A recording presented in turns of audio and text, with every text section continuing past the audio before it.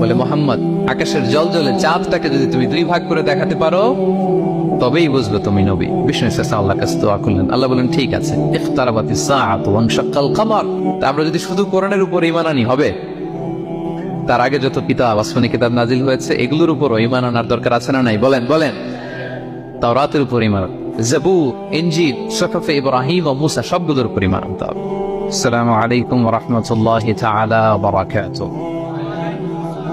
رسلا مبشرين ومنذرين لئلا يكون للناس على الله حجة بعد الرسل وكان الله عزيزا حكيما صدق الله العظيم।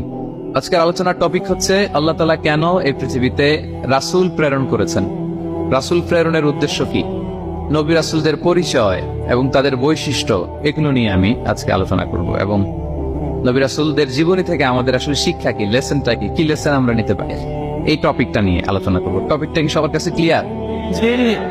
প্রথমে আমরা উদ্ধার করবার চেষ্টা করি যে কেন আল্লাহ এত রাসূল পাঠালেন পৃথিবীতে, এর কারণটা কি। এর উত্তরটা আল্লাহ তাআলা খুব চমৎকার ভাবে সূরা নিসার 165 নম্বর আয়াতে আলোকপাত করেছেন, যে আয়াতটা দিয়ে আমি আলোচনা শুরু করেছি। আল্লাহ তাআলা বলছেন, রুসুলান মুবাশশিরিন ওয়া মুনজিরিন লিআল্লা ইয়াকুনা লিন-নাসি আলাল্লাহি হুজ্জাতুন বা'দা রুসুল ওয়া কানা আল্লাহু আজিজান হাকীমা।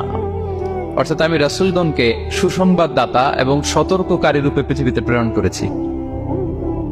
আমি আবারও বলছি, আল্লাহ বলেন আমি এই পৃথিবীতে রাসূলদেরকে সুসংবাদদাতা এবং সতর্ককারী রূপে পৃথিবীতে প্রেরণ করেছি, যাতে করে রাসূল আগমনের পরে আল্লাহর বিরুদ্ধে মানুষের আর কোনো অজুহাত না থাকে।